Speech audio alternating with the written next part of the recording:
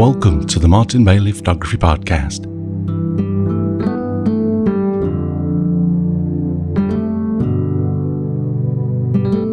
It's January 14, 2021, and this is episode 730.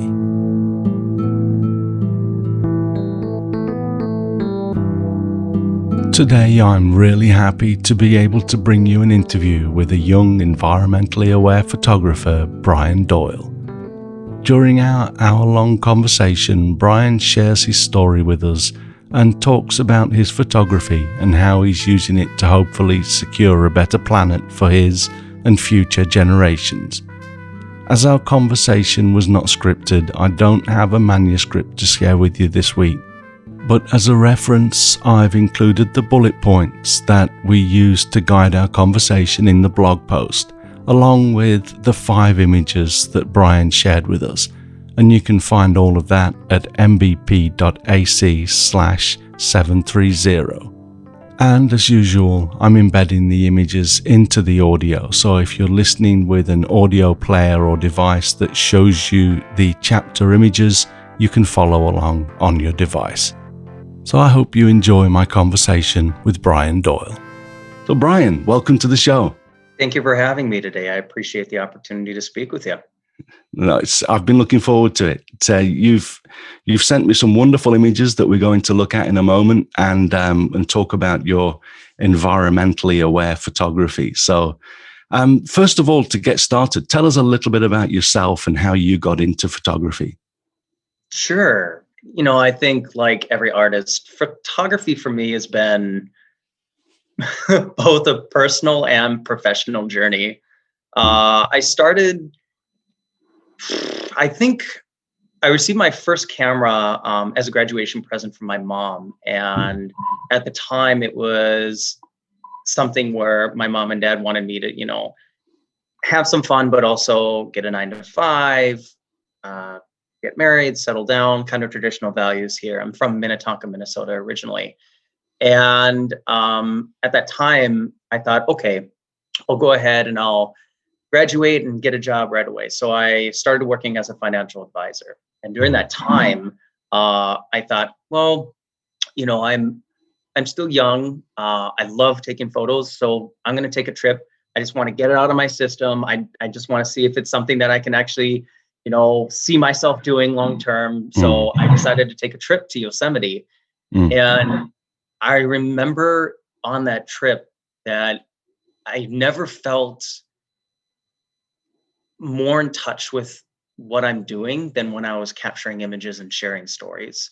And this is way back in like 2012 timeline. And at that time, I remember a shot from Yosemite where it's North faces on the left side of the frame and Three Sisters are on the right. And I remember setting up the camera, getting everything ready, planning the shot. And I took the photo. And for me, the most memorable part was the whole process to get the image. It wasn't about the image itself. It was the journey, the flight, the hikes, all the backpacking, the meeting people, the random strangers on the road and on the trails, and finally getting to this one spot. It was like, I got the image, but I'm going to remember the story more.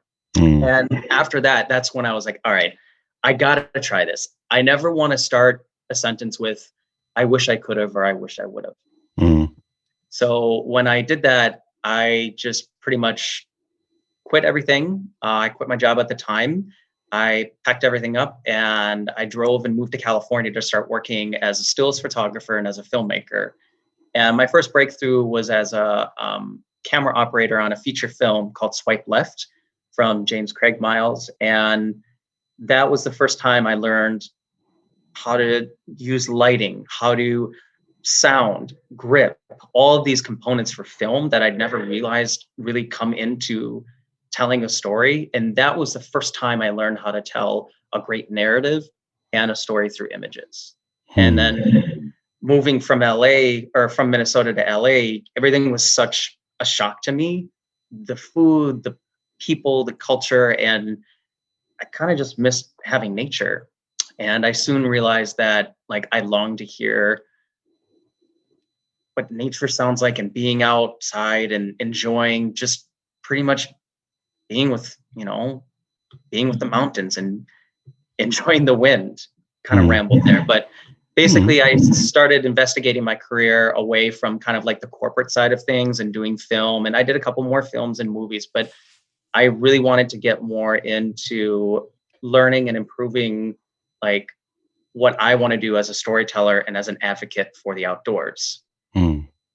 Excellent. That's a great story. And I'm always cautious of the word story because it makes it sound like it's something made up, but obviously none of that's made up. It's amazing that you've had so much experience in a relatively short space of time. But it's great to hear how you got into photography. You mentioned there about the awareness side. You've told me that you are trying to raise awareness of environmental issues through your photography. Can you go into that a little bit? How you're going about that? Yeah, absolutely. I'm an active member of a couple different communities, NAMPA, the APA, and the Center for Biological Diversity. I feel like the fight for implementing governmental regulations and movements for protecting our environment has kind of always been this uphill battle. It's improved over time. And I actually feel really strongly that social media and younger generations have really been a pilot and a spearhead for fighting climate change. With pretty much infinite information in our pockets with this cell phone, we can see the effectiveness of digital media and photography that it has to increase awareness. And especially now where I feel like there's a lot of eco-anxiety, we're able to really effectively communicate the actual need for action and encouragement and engagement around this topic. And I don't feel like I've ever had those kind of tools when I was younger, but now with social media, it's become this whole new opportunity for my generation and younger generations to really be at the forefront. And that goes from everything from volunteering, signing petitions, donations, supporting eco-friendly companies. Those are just some ways that have increased with social media and its main driver. I think that obviously there's been a number of things that have happened over in the US over the last few years with leaving treaties and things. And I don't talk politics, so I'm not going to get into the reasons behind that. But I think that it definitely, when you see it on the news, even here, we get a lot of US news. It seems like most of the rallies are being led by the younger generation, as you were saying. And of course, there's a lot that can be done. Through my own photography, I've seen things that are scary, and they make you think, how can you be denying global warming? And one example that comes to mind is I did a helicopter ride in Greenland when would it be? 4 years ago or so now.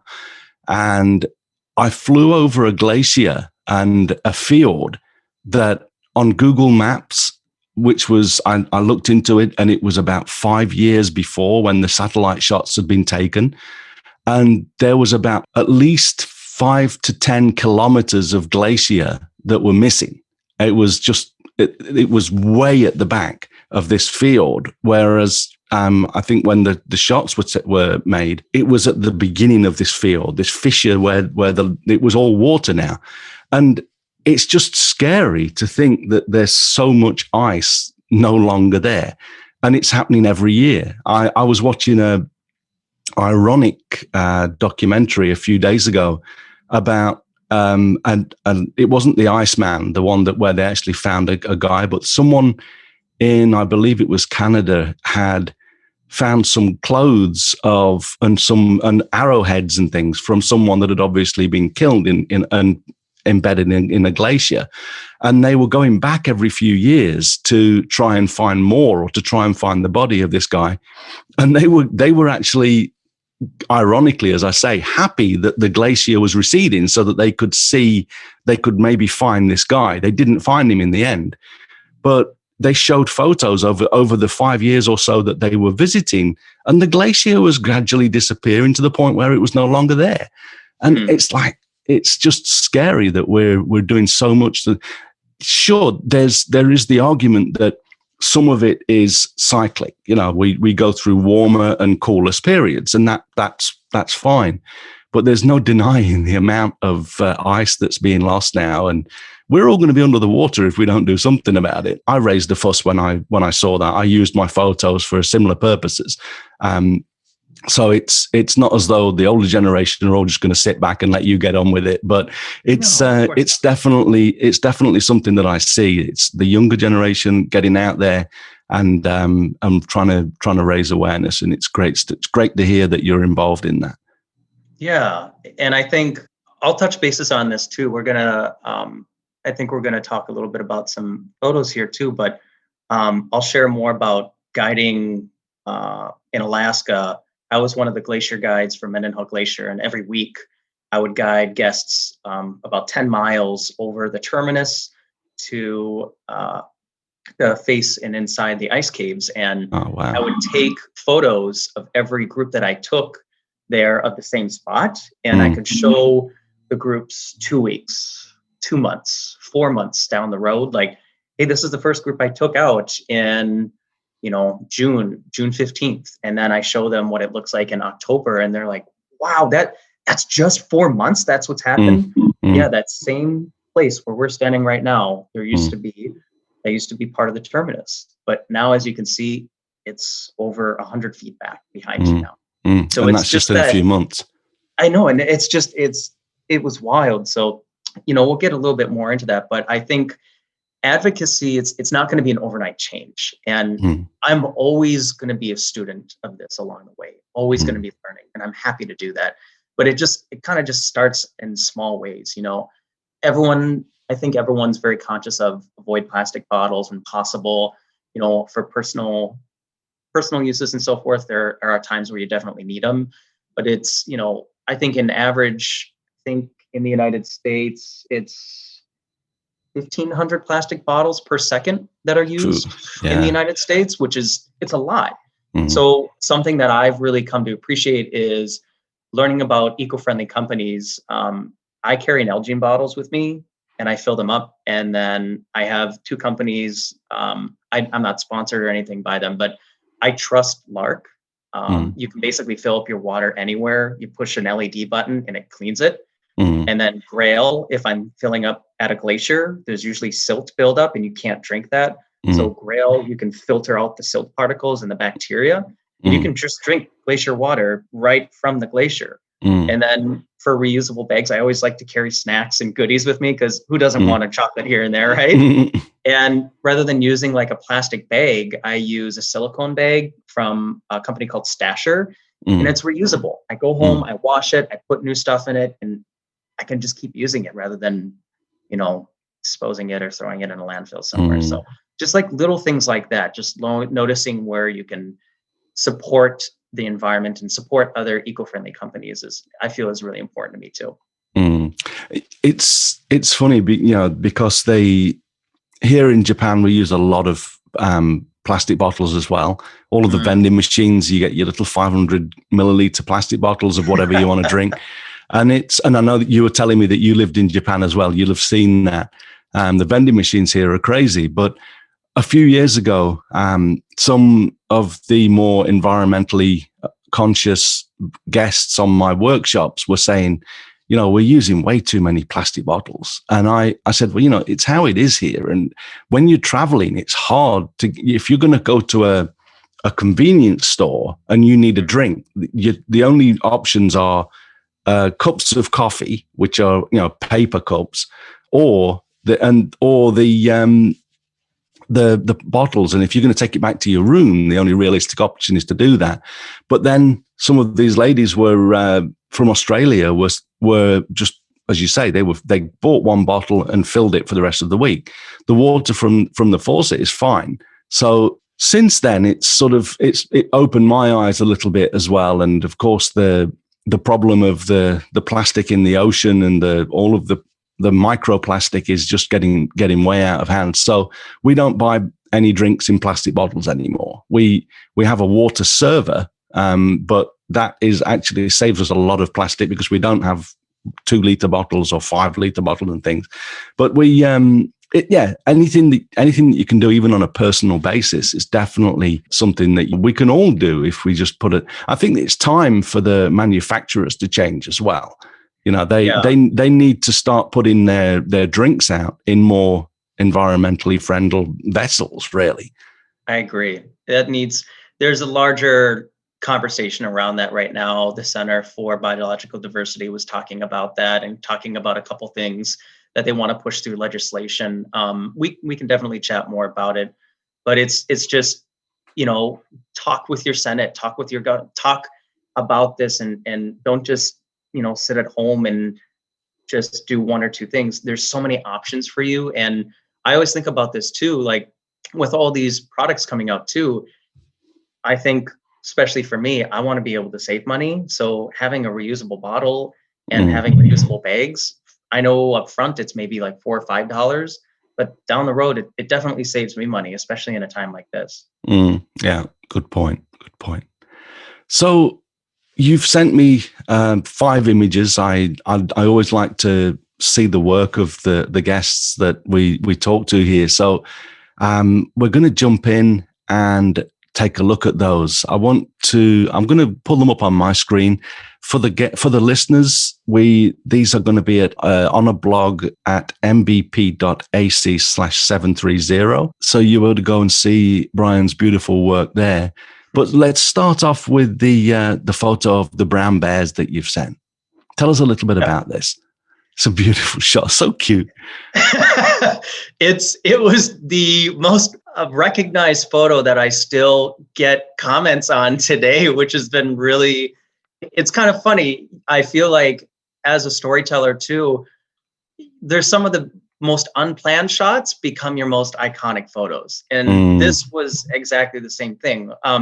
The funniest part was this is in Sitka, Alaska, and this was before I was actually a guide. mm, I was actually guided by a naturalist on a mm, tour. And this was my first time up in Alaska and my first encounter with brown bear at the time. And, just kind of like I explained before, I remember the image, but I remember the walk up there, the way the guide was explaining about how these bears are critical to the habitat, what they're explaining about their eating habits, the environment that they're living in, and all of these pieces coming together. That's mm. really what meant more to me rather than just the photo. But it was such a funny shot of two bears just lying down. And the guide, you want to make sure, I'm one of the bear naturalists now in a couple of different companies, but we want to make sure that when you're around animals like brown and black bear, you want them to be aware of your presence and consider that this is their environment. So being aware, making them aware of your presence is really important. So that way they're not startled or there could be some miscommunication in that space. And you're involving yourself in their space. So I always talk with people about we don't want to provoke a bear defense. I don't really call it a bear attack. It's more of a bear defense because if you think about it, if someone's in your home and someone's coming in to, you know, take your kids or get between you and your family or your food, you're going to defend your territory and your food and your kids. So this was just a moment where listening to the guide and capturing this photo really, I wanted to become more involved and I wanted to advocate for things that don't have a voice and be a Mm, part of that movement. mm. Excellent. And so, of course, I mean, the bears themselves in your shot, the one at the back is waving at you. The one in the front is obviously sort of, he's lifted his head up and he's like, oh, who's that there then? There's obviously an awareness of your presence in the photograph. But I think it's one of those things. I mean, you've captured parts of the animals that you don't often see, like the soles of the feet on the bear in the foreground. And I mean, just seeing the size of their hands or paws, and they're such a powerful animal. Did you? I know that you told me you spent time here in Japan. Did you realize that we've got brown bears up in Hokkaido? I've heard of that. I've never made my way all north. I've always wanted to for the cherry blossom season and for the Mm, fall season as well. mm, The furthest north I made it was to Akita. And then Oh I've yeah. gone from Akita all the way down south, and it's a magical experience. And I still have to make my way to Hokkaido. I will Uh, get there. I promise yeah. you. Yeah. Oh, it's a beautiful place. I've never photographed the bears. That I spend all of my time in Hokkaido in the winter, and they're hibernating. So Mm. we go to one of the parks where they actually are and hibernating, but I've never seen them. So I'd love to get photos like this. The next one that you've got, this is one of the sort of shots. I mean, I've got whale breaching shots, but not orca. I'm envious to bits of this. Tell us a little bit about your orca shot. This shot was, I was really fortunate over a period of time as I kept going back to Alaska.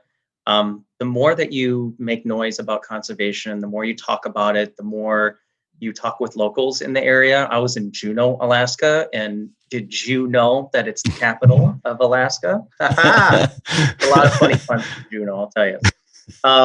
But I met a very well-known photographer by the name of John Hyde. I had to pretty much keep in correspondence with him for about a year, and then eventually he and I became really close friends, and he became a really good mentor. And he taught me the principles of what it means to be a storyteller as a conservation photographer. And every capture has an image narrative, and it also has a written and an oral narrative.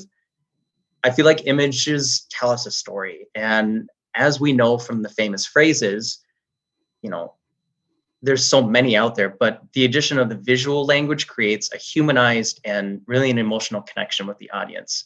So I was able to really cultivate that and learn more about that as I spent more and more time with John Hyde.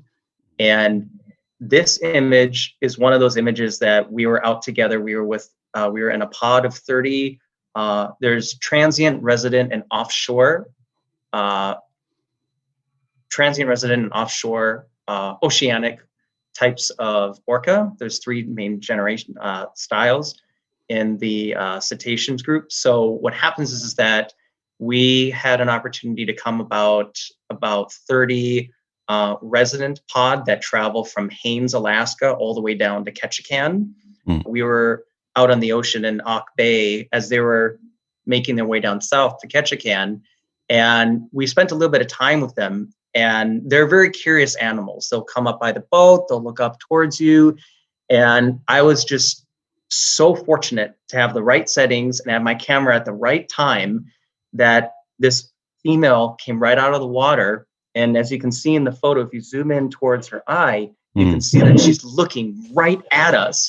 And I just happened to snap the shot right at that moment. And my mentor at the time, did you get it? Did you get it? I turned to him, showed him the back of my camera, and words were shared, so to say. Yeah, amazing. I'm obviously, like I say, I'm envious to bits of this, and the timing is perfect. It reminds me again of when I was in Greenland, the Inuit people there. We had the best breach shots that I've got. Actually, I'm going to step back. The ones that I didn't get. You know, I often feel that we're haunted by images that we didn't get. And one of the ones that the first opportunity I had to photograph whales in the wild was in the Lemaire Channel in Antarctica. We were in two Zodiacs, in the photography group that I was leading one and a friend was leading the other. And we were in the Lemaire Channel, and we must have been in there for 4 hours, and we got some shots of them just sort of coming up and spouting and stuff. And we really wanted a breach. And as we waited for 4 hours or so, and nothing happened. And then as we were sailing out, the driver of the Zodiac said, "Guys, I don't know how to tell you this, but the whales just breached behind us." And he turned around to check something. And, oh, crap. But then when I was in Greenland in 2017, I think it was 16 or 17, we were out on the ocean and we saw two whales breaching in the distance. Wow. And our Inuit boat driver, he hit the throttle, and we zoomed towards them. And I thought we were going to be sailing for maybe 5 minutes till we got there. And then all of a sudden he stopped. I said, "What are you stopping for?" And he said, they're close, they're coming. I said, how do you know? He says, we can see into the water. And apparently there's something with their eyes, the Inuit, the native Inuit, where they've like got PL filters, polarizer filters in their eyes or something. And they're so used to looking at the ocean, they can see through the reflections. And he said, they're coming. And I thought, oh, I hope he's right. And then he just stopped and he said, they'll be here at any minute, any moment. And one breached, it came coming straight for us, came straight out. So I got a shot of his nose. And then he said, there's another one over on the right. And we looked across and another one breached. And I got a shot of that as well. So it was an amazing experience. But again, not orca, and as competitive as us photographers are, I would love one of these shots. And again, like you say, the eye is stunning. That you can see that you got great light on it. Everything came together really well for this shot. So congratulations on that. Thank you. And it sounds like you had quite, just hearing about your story, about your photos. I think I get more excited rather than showing the photo, talking about it. Like that journey, like you're saying, oh, we went out one time and we missed the breach, and so then we went out another time, and this First Nations Inuit gunned the boat. We were hauling down there, and just when we get there, they're right around us, and it's that excitement that I feel from you of like, that's the connection that I want people to experience when guiding with them, when taking them out, to have that, like, that memory, not the memory of the shot, but the memory of that journey. And just, you shared it perfectly. And I'm really happy you got a couple of those amazing shots too. So. Yeah, I'm completely with you. I think that it's all part of the whole experience. And that's why I enjoy leading my own photography groups. I get to, I don't want to over romanticize this too much, but I get to provide people with experiences that I know that they'll take to their graves. I recall a few years ago, and again, it's your interview. I don't want to keep interjecting too many of my own stories, but please. I remember a lady from Israel on one of my trips, and this was 2010. So I think it was 2010, maybe 11. And we had been, no, it was a little bit later, but anyway, she'd been a little bit under the weather and wasn't too happy with the long walks that we do for the snow monkeys. And then we got to Hokkaido and she'd had some health problems, and so she was getting on a little bit. And we got to Hokkaido, and the first 2 days, she was really a bird person. And we were photographing the red crown cranes there. And she was still a little bit down, and it hadn't snowed. And so we didn't get amazing photos. And then on the third morning, when we were due to go somewhere else, we got up and it was snowing. And I said, okay, change of plans. We're not going to the Hooper Swans just yet. We're going to go back to the cranes. And we walked into the place, and there was maybe 5 to 10 different groups of pairs of cranes, all dancing in the snow. And you know how they do those dances. And I got some amazing photos, but this lady had been really down for the first 5 days or so of the trip, and she was jumping up and down and dancing like a 16-year-old and giggling her head off. And I thought, this is an amazing job. That I created this job for myself, and that was one of the times when I realized that it's life changing, and that's obviously what you're doing as well when you're guiding your groups. Yeah, absolutely. It's about sharing the experience. And I feel honored and humbled to not only be able to share it through photos, but to be able to talk about it as a naturalist and support the connection that we have to the planet and what we're doing. Absolutely. Amazing. Yeah. So let's see the next shot that you have, Spirit Island. Let's take a look at this. Tell us a little bit about it. This is just crazy. I love those blues. That's that glacial blue, right? Pretty much. Yeah. Yeah. Tell us about this. So this was on my birthday in 2017, and I just finished another contract up in Alaska. I would drive from California up to Alaska and take the Alaska Marine Highway to get over to Juneau and then other parts of Alaska, depending on where I would be contracted. And as I was driving back, I wanted to just spend some time and figure out more, how do I deepen my connection, not just as a conservation photographer, but how do I make a deeper connection with other people? Mm. And as my career progressed, I wanted to incorporate the human connection that we have to the natural world with like a human environment interaction. So, it's no secret that humans have, astronomically changed the world's physical, ecological, and biological components. However, understanding this interaction helps us choose to make positive impacts on our planet.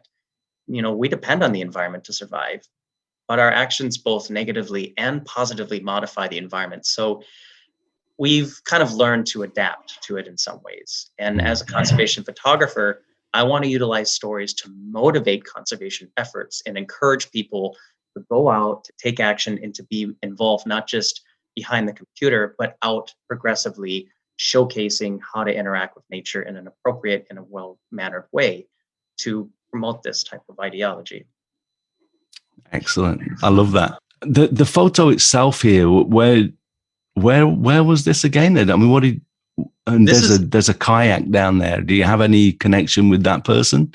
So it was my birthday, 2017. And as I was driving back, I spent about 4 weeks in Banff and Jasper, just going out, taking my time, doing my own thing, and just trying to really challenge myself and learn more about what I can do to become a better storyteller. And I was still relatively new in my career at the time, but it was progressing.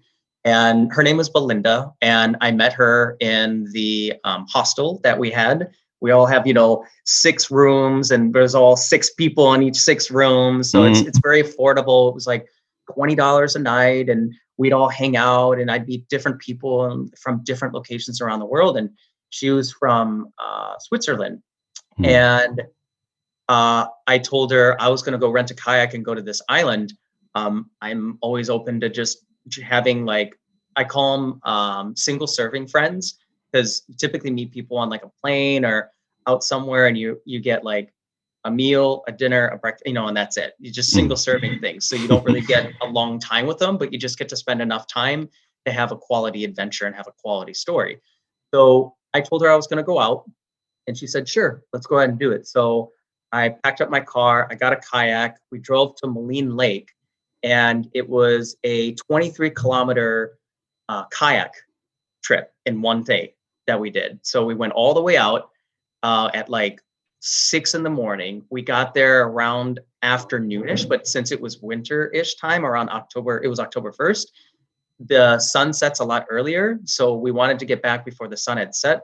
So we had about an hour to shoot. And I ran up on the island, and there's a couple little trails that you can take.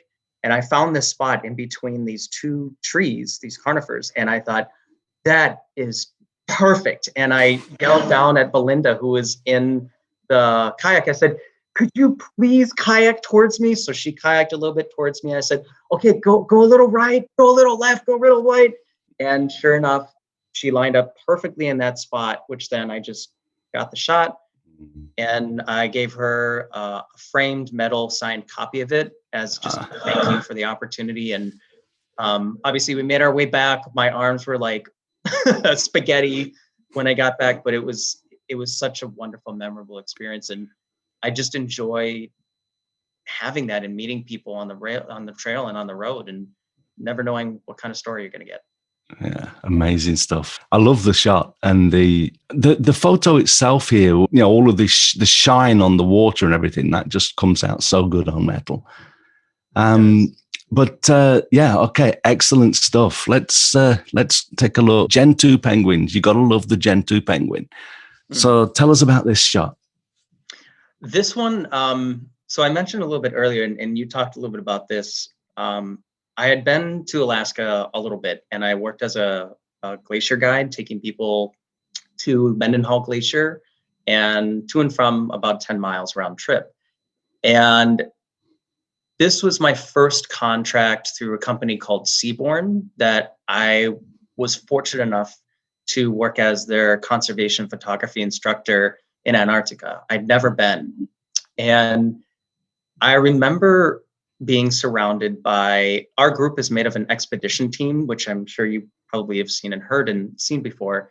But, we have people who are professors, PhDs, masters of like marine biology, some people are like, Brent Houston has been studying penguins for 35 years and been to Antarctica 400 times.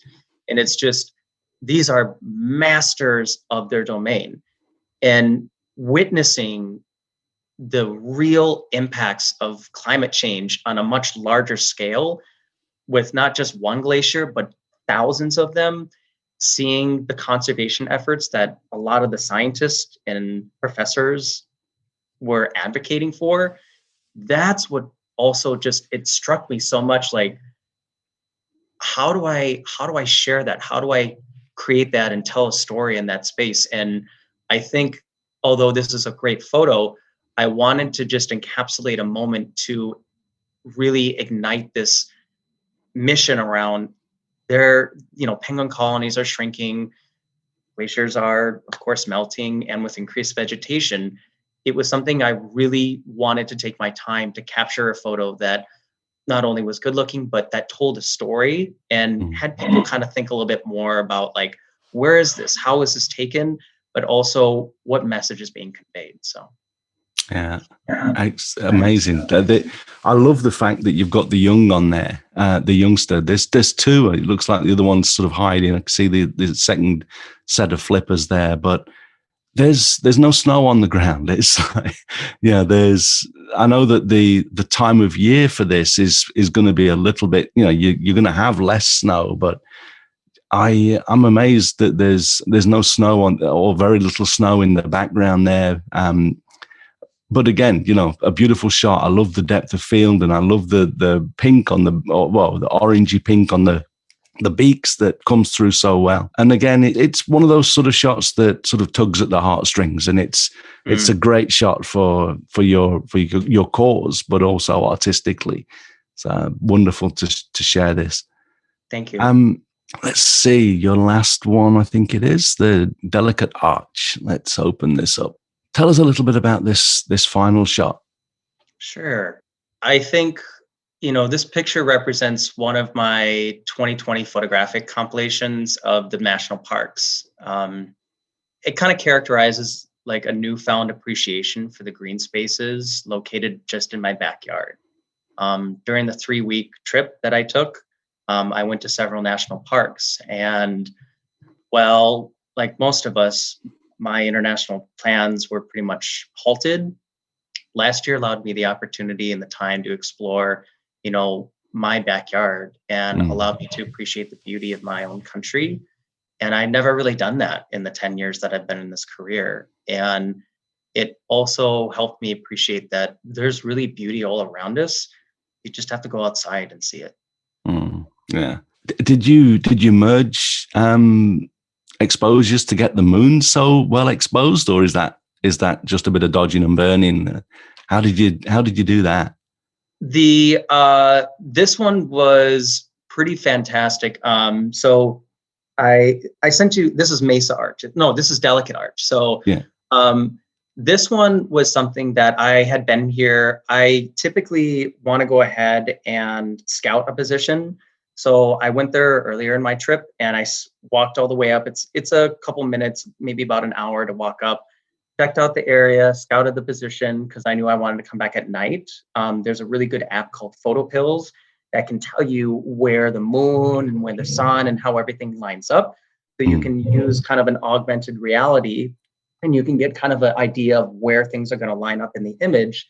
So I wanted to make sure that I was going to get obviously a clean shot of the arch, but how do I create something a little bit different? How to make it a little bit more dynamic? So I positioned myself in a way that I knew that on 3 days from the first day that I went there, I'd be able to get a shot with the moon under and in between the arch. So a lot of it just had to do with, I shot this is 1, 2, 3 different photos combined. The first one, because I shoot at f8, that's on a tripod. I shoot at f8, so I focus stack as well. So I'll shoot the foreground, the midground, and the background, so that way everything's sharp. I'll blend those together. I'll bring them into Lightroom and balance them out in Lightroom, and then I'll blend them together in Photoshop. But then I also have to expose for the people shining the lights. So I expose for that at f8. And then I also had to expose for the moon. So I exposed for that as well. So then I'm pretty much blending about, yeah, 3 to 4 different photos together to give me that kind of, it's a technique that Eli Liccardi calls, it's called a timeless image. No Mm, one's going to be able to recreate it there ever again. And I feel that anybody can get a photo with their phone and anybody can get a great shot these days. Technology really allows us to. But how do I create something that will only be mine, that I alone am the only person who will ever be able to capture that image? So it's blending and compositing a couple different ideas together, that I mm. learned over time, which is another.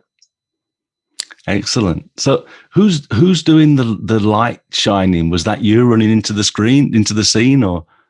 I talk a lot, as you could probably tell. No. So I end up meeting all sorts of people around the world. And I met a dad with his 2 girls who were out. He was from the area and he also wanted to get a good shot of it. And he and his girls were over there and they were lighting the delicate arch. And I asked him, hey, would you mind if the girls go ahead and shine their lights here and here? So we shine one behind to create for the back of the arch. And then I had another one shine up in front to create the front. So there's 2 separate lights shining up and then basically just waiting for the moon. So I'd shoot them, they would move out of the frame and then just waiting for the moon, shooting the moon properly exposed, and then blending it all together in Lightroom and Photoshop. Excellent. Great stuff. And Thank of you. course the stars are all in there as well. It's almost as, I mean, the moon and the stars, you don't normally see stars in the sky when the moon's there. So it's pretty cool that you've managed to get all of that blended in together the way you have. Okay, well, excellent stuff. 3 of the 5 images that we've looked at have been wildlife work. And so you've obviously got a strong foothold in that genre. Can you give us 3 tips for people that want to shoot better wildlife images? Yeah, absolutely. I would say the first one, the biggest one, is patience and having just kind of realistic expectations. The orchid breach one, I had lived in Alaska for almost 4 years at the time when Mm, I finally had that opportunity. And as a guide, I go out almost every single day, 4 out of 7 days, I'm out on the ocean for hours at a time. So having an understanding that your first time you may not get the shot, but the more you practice and the better understanding that you know about the animals and interacting with the animals, it's going to get you to be better with your camera and a bunch of other pieces. But I think just having realistic expectations is a big part of it and having fun with it.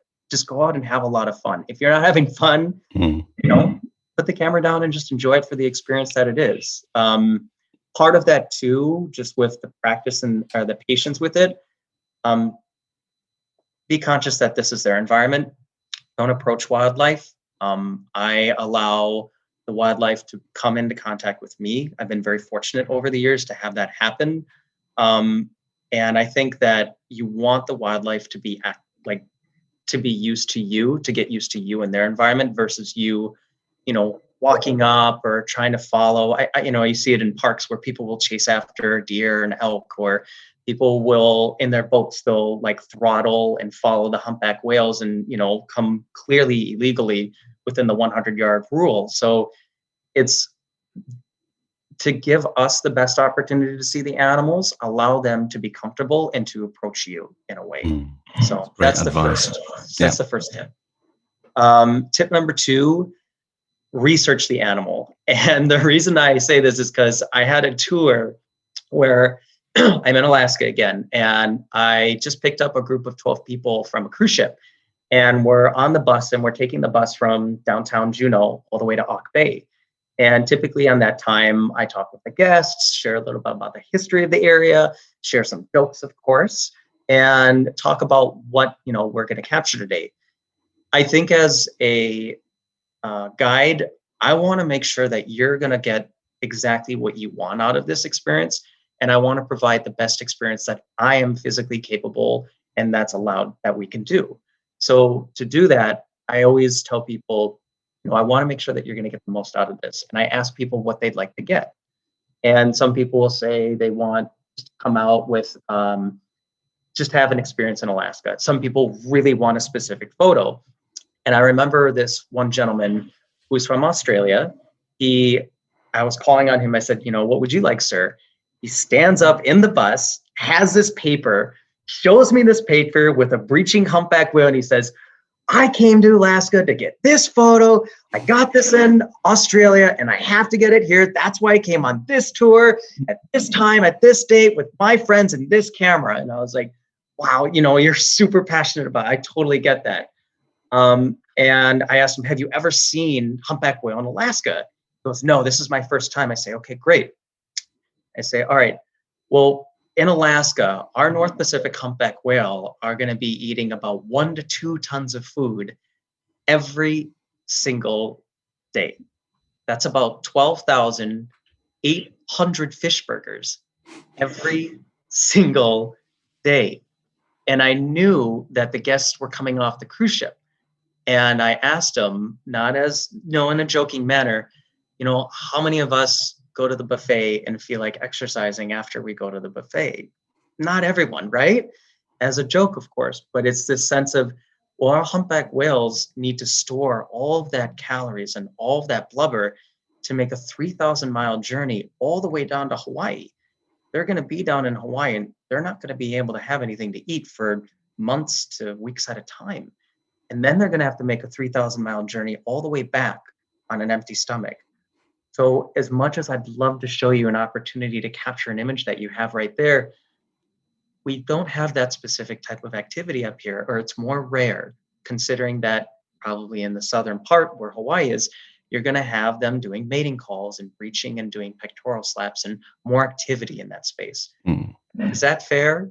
And just by simply explaining that, he was just like, oh, okay, that's fair. So come but with a little bit of research with the animal. Are they nocturnal, diurnal? And just do a little bit of research, I guess.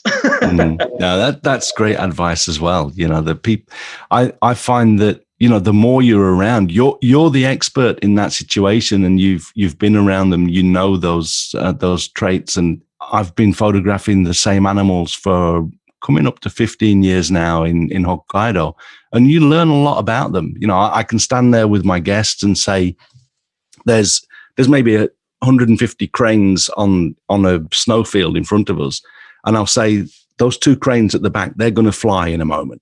And you can, you know that just by the way they start to look, and they'll lean into the wind a little bit, or they call in a specific way when the dad is calling his family together and things like this.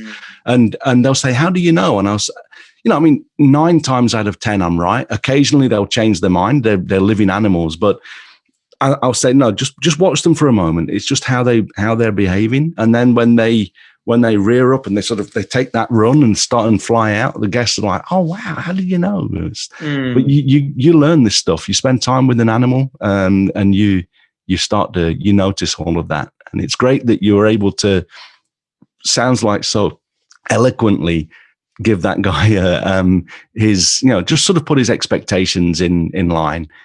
So great stuff, great story. Thank and you. Did you have a third tip? I think that was the second one. Yeah, that was the second one. And then the third one, know your camera. I can't tell you how many times I go out and, you have somebody who has a brand new piece of kit, they're eager to use it. And for a lot of times I'll go out and I'll walk around to each person, depending on the setting. And whether it's a point and shoot, like a Fujifilm FinePix F20 to Canon 1DX Mark II, I want to make sure that I can give them the best potential for learning how to capture the shot, but also I'm happy to be there to help them set it. So knowing about your settings, not just about aperture, shutter speed, and ISO, but really getting to know your gear. Each gear is very different depending on the environment that you're at. And what I like to do, I just moved over to Sony here recently. I have Sony a7R4. And the thing that I really love about it is that I can set 3 custom settings on the top dial. So what I'll do is I'll set the custom setting 1 to flying animals. So they'll have the shutter speed set, the aperture, the ISO, and then also my exposure value, and then how I want my focus settings, because you can really get into some of the really fine-tuned details about like how far the focus pitches and all these little nuances that, an auto, it just doesn't know. So having that, I'll set one for birds. The second one I'll do for terrestrial animals. So that's all reset in that manner. And then the third one I'll do for marine animals. So that way, wherever I am in the environment, if I'm out photographing humpback whales, and then I say a beautiful bald eagle just happened to be flying right over us, I can switch that dial to 1 without sitting there freaking over the settings and missing the photo. I switch it, aim up, get the shot. Oh, we got more humpback whale. Back to 3. We can go from there. Yeah, that's great advice too. I know that one of the biggest time-consuming activities as we start my tours is getting everyone's autofocus set up, and as you say, that it's different with every camera. Sometimes it can take a while to figure it out. I often suggest that people bring the manual, either the physical manual or have a PDF on their iPad or phone, and that can be a lifesaver. I know Canon cameras like the back of my hand. Sony cameras and Nikons I'm not so good with, but they, I get a lot of practice because the guests are turning up with all sorts of stuff, and I can generally guide them in the right direction. But it is so important to be able to.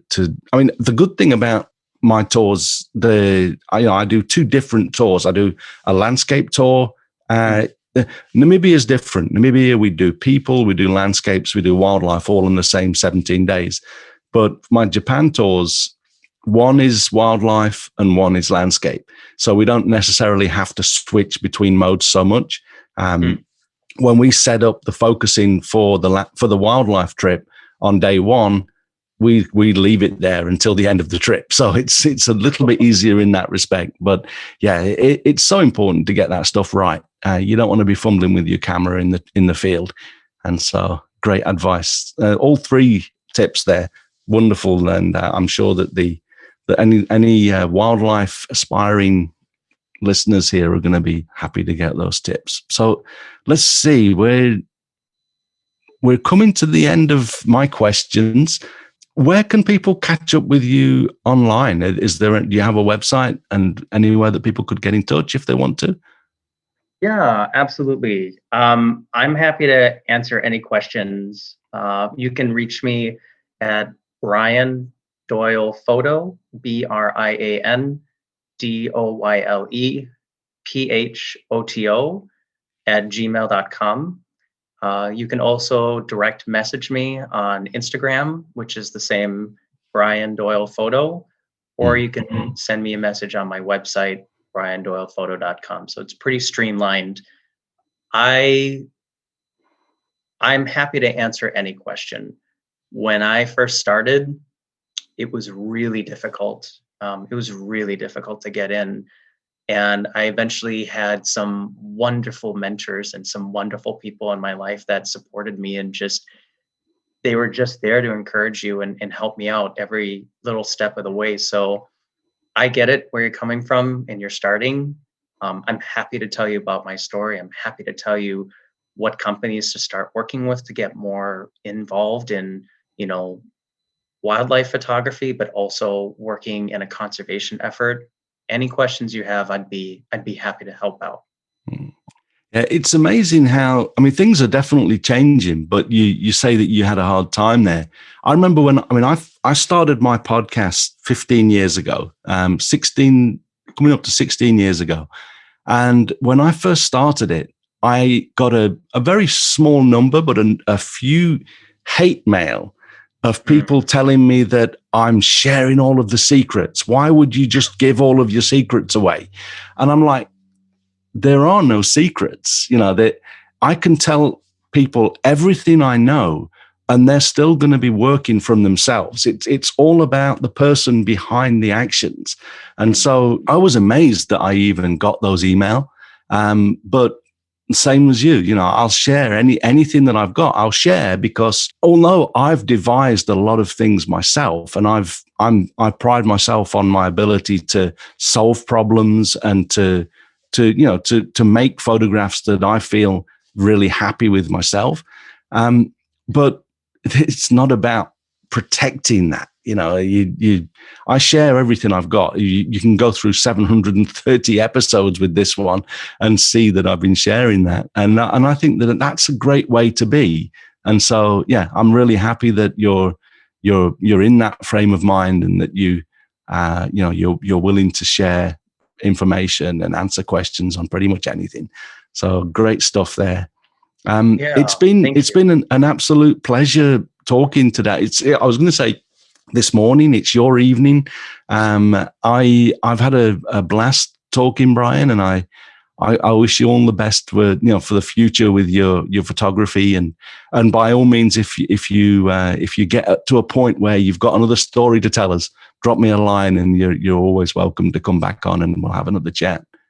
Yeah, thank you. Anytime you find yourself over in Minnesota or anywhere around the US, I'm more than happy to go out and share stories, share some photos. And if I make my way over towards you, you'll be the first number I contact. Yeah, excellent. Well, thank you very much. Okay, so was there anything else that you wanted to add before we finish, or are you all good?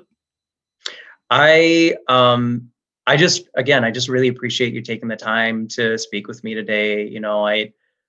I want to make sure that the conversation keeps going in conservation as much as possible. And anything that I can do to be a part of that conversation to support you or and support other photographers, I'm happy to do it. I love what I do. I'm fortunate to do what I do. And at the same time, if I'm lucky to do it, I want younger generations to be able to enjoy it too. Just like going to Antarctica, I want them to be able to experience it. If I have the opportunity, everyone should. Absolutely. Great stuff. Well, really, thank you very much, Brian. It's been a pleasure, and we'll hopefully hook up again at some point. Thanks, Martin. It was a pleasure. Thank you so much for your time. Not at all. Okay, so I hope you enjoyed that as much as I did. As I've mentioned, you can see Brian's wonderful photos, and there are links and a few other bits of information on the blog post for this episode at mbp.ac/730. Thanks very much for listening today. If you enjoy this podcast, please share a link with your friends. Subscribe in iTunes or your favorite podcast program to ensure uninterrupted delivery. If you have a moment to rate the podcast or leave us a review in iTunes, that helps to keep us relevant in the huge number of podcasts out there now. You can find me on Instagram, Facebook, Twitter, and LinkedIn, and links to everything that I'm up to are at martinbaileyphotography.com, so do drop by and take a look. I'll be back next week with another episode, but in the meantime, you take care and have a great week, whatever you're doing. Bye-bye.